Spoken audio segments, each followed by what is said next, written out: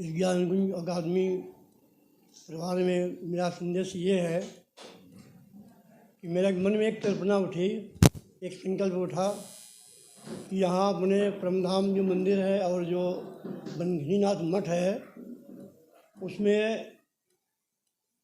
108 कुंडी अद्वैत शिव शक्ति कोटि होमात्मक श्री राजसूय महायज्ञ हो।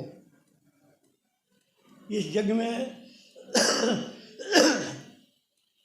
में जो है 5 मंजिल युगशाला बनाया जाएगा और 108 कुंडों की स्थापना की जाएगी और बहुत सी वेदियाँ तैयार की जाएगी, अनेक प्रकार की झांकियाँ तैयार की जाएगी ताकि लोगों को अनुभव हो कि राजसूय यज्ञ जो है ये अलौकिक यज्ञ है। और इसमें इस यज्ञ में पूर्व काल में त्रेता युग में शुरुआत में महाराज हरिश्चंद्र नारद जी की प्रेरणा से राजसूय महायज्ञ किए थे और उन्हें वो सम्राट की उपाधि मिली, क्योंकि उस जमाने में उसके कोई शत्रु नहीं रह गया था, वो भी अजात शत्रु थे। कालांतर में जब द्वापर युग आया तो पुनः नारद जी की प्रेरणा से युधिष्ठिर ने राजसूय महायज्ञ की माने संकल्प किया और यज्ञ के लिए उन्होंने तैयारी की। इस यज्ञ में भी काफ़ी विघ्न बाधाएँ आए, किंतु भगवान कृष्ण की कृपा और अंतर प्रेरणा से वो विघ्न बाधाएँ जो हैं छत बिछत हो गया और यज्ञ जो है भगवान की अभिरक्षा में, कृष्ण की अभिरक्षा में मन 100% सफल रहा। इस महायज्ञ में लगभग देश के अनेक प्रांतों के लोग आएंगे, हो सकता है विदेश की बहुत से भक्त हमारे हैं वो भी आ सकते हैं। क्या काशी, मथुरा, वृंदावन और जगह से भी, अयोध्या से? हाँ, वहाँ से संत महात्मा विद्वान जन आएंगे सब और भक्तजन भी आएंगे।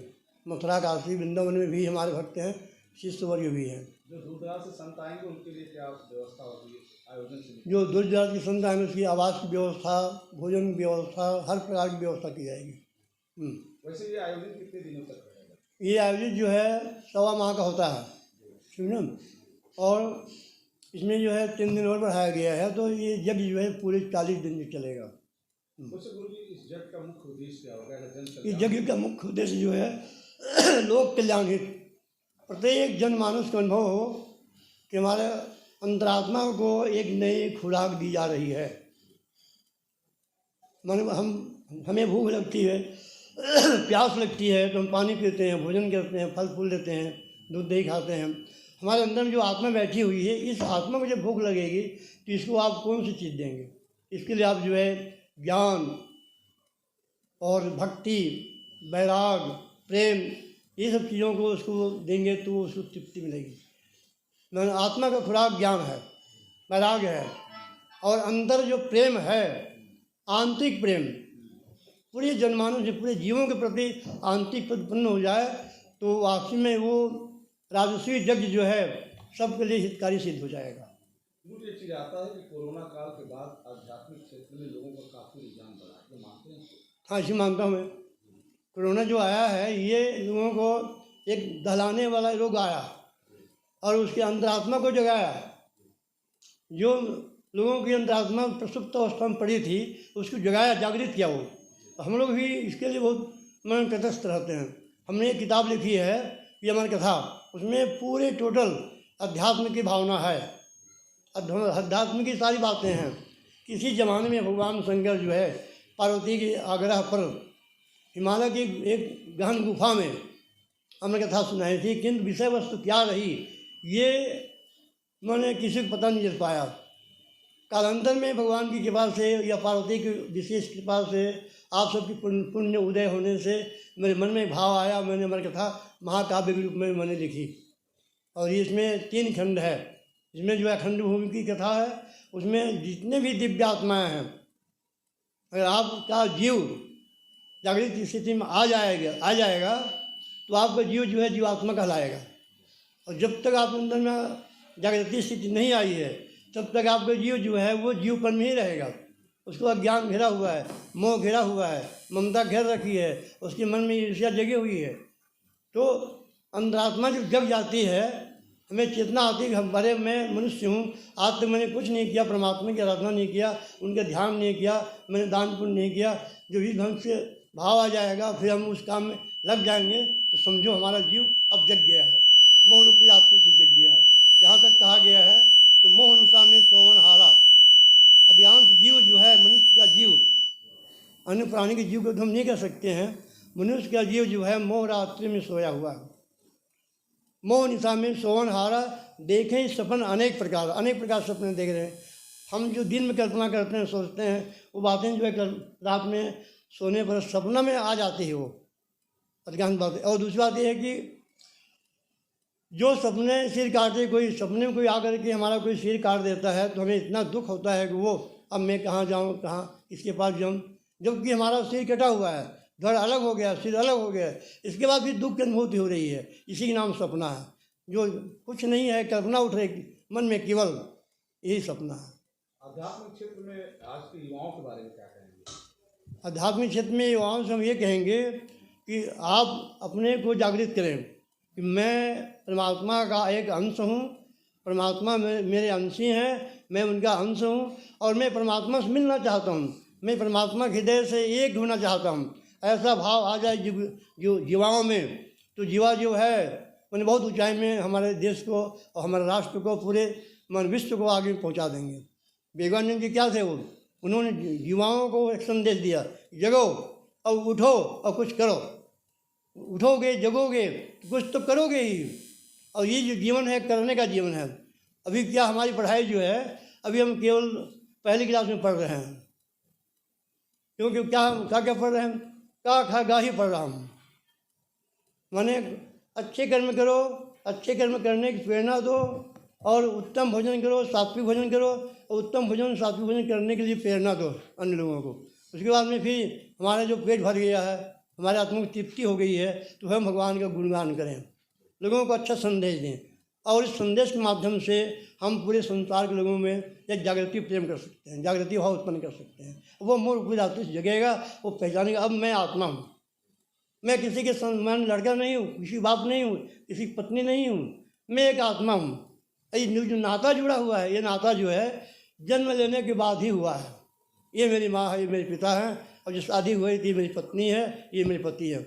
इसके पहले जीव जब माँ के पेट नहीं आया है और जीव जब शरीर धारण करके जब धरती में नहीं आया, तब तक कोई नाता नहीं है। अभी हमारा शरीर छूट जाएगा, निर्जीव हो जाएगा, हमारा जीव निकल जाएगा। जीव निकल के कहाँ जाएगा वो? क्या इस पर आप लोग कभी विचार किए? आप लोगों मैं प्रश्न करता हूँ, क्या कभी आप लोगों ने विचार किया कि हमारा जीव निकलेगा तो कहाँ जाएगा? यहीं से अध्यात्म शुरू होती है। मैं कौन हूँ, मैं कहाँ से आया हूँ, अब कहाँ जाना है, ये 3 प्रश्न है। इस 3 प्रश्न का उत्तर जो जान जाएगा वो अध्यात्म का माने व्यक्ता कहा जाएगा। वैसे बाबा ये भृगु क्षेत्र बलिया माना जाता है, भृगु ऋषि मुनि दर्शन मुनि का एक बलिया का नाम है। तो भृगु जी के लिए क्या आपने? भृगु जी एक महर्षि हैं, महर्षियों की गिनती उनकी होती है, और ये बहुत बड़े साधक भी है। उसके अंतरात्मा में एक ऐसे भाव, इस भावना जगी है कि वो देवताओं को, ईश्वरों को भी वो परीक्षा लेते हैं कि ये वाकई में ईश्वर में इतने निष्ठा है कि नहीं है, कि मैं ईश्वर हूँ, ऐसा उसकी भाव अंदर में जगह है कि नहीं जगह है, उसकी परीक्षा लेता है। वो शंकर को भी, ब्रह्मा को भी वो इसी बहाने से परीक्षा लेने के लिए वहाँ आगे बढ़ता है, किंतु वो वहाँ सफल नहीं होते हैं। जब भगवान विष्णु के पास जाते हैं, भगवान विष्णु सोए हुए थे, तो उनके छाती में पद प्रहार करते हैं। लेकिन विष्णु के अंदर में जागृति स्थिति थी, वो सात्विक गुणों के देवता हैं, तो वो भगवान विष्णु जो है भृगु जी के चरणों को पकड़ करके सहलाते हैं कि मेरी छाती जो है वज्र के समान है, पुलिस के समान कठोर है, आपके पैर जो इतना कोमल है कि आपके पैर में चोट लगी होगी, इसलिए मैं सहला रहा हूँ, पैर दबा रहा हूँ। ये भगवान की ये महिमा है। और जीव और ईश्वर में अंतर क्या है? जीव क्या करता है, दुख के घड़ी में घबराता है, रोता है, चिल्लाता है, और उसको अहंकार जो इतना घेर लेता है कि वो बेसुध हो जाता है। और ईश्वर की पहचान क्या है? दुख हो सुख हो, द्वारकापुरी उन्होंने माया से बनाई गई, भगवान की माया से द्वारकापुरी बन गई, बहुत खुशी हुई भगवान को। द्वारकापुरी जो है भगवान की प्रेरणा से माया से डूब गई। उस समय भी भगवान कृष्ण को बहुत अपार मन खुशी हुई है।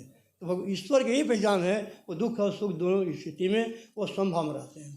बस आखिरी सवाल है, हाँ, अयोध्या के भगवान राम जन्मभूमि में जो विशाल मंदिर बना है उसके बारे में क्या आप देशवासियों को समझेंगे? ये राम मंदिर जो निर्माण हुआ है, स्थापना हुई है, ये हमारे हिंदुओं को जागृति करने के लिए एक बहुत बड़ा शासन तैयार हो गया।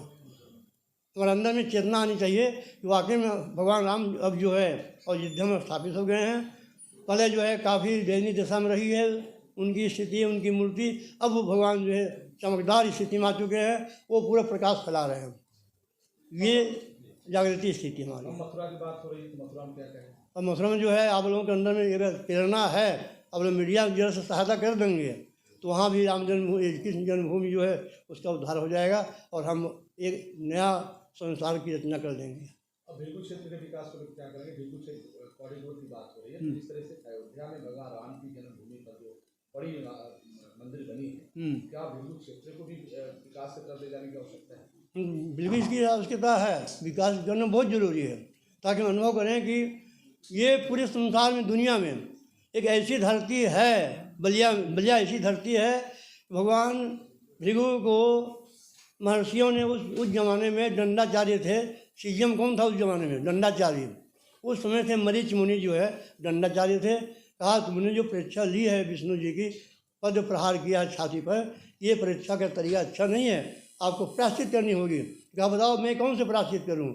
तो उन्होंने एक सूखा बाँस दे दिया, ये बाँस ले जाओ सूखा, और जहाँ ये बाँस अपने आप पल्वित हो जाएगा और इसमें पत्तियाँ निकलेंगी, पुष्पित हो जाएगा, तो समझो कि ये धरती बहुत पवित्र है, उसको वहाँ रोपण कर देना, रोप करके अब वहाँ घोर तपस्या करना, और वहीं से तुम्हारा पाप जो है प्रायश्चित हो जाएगा।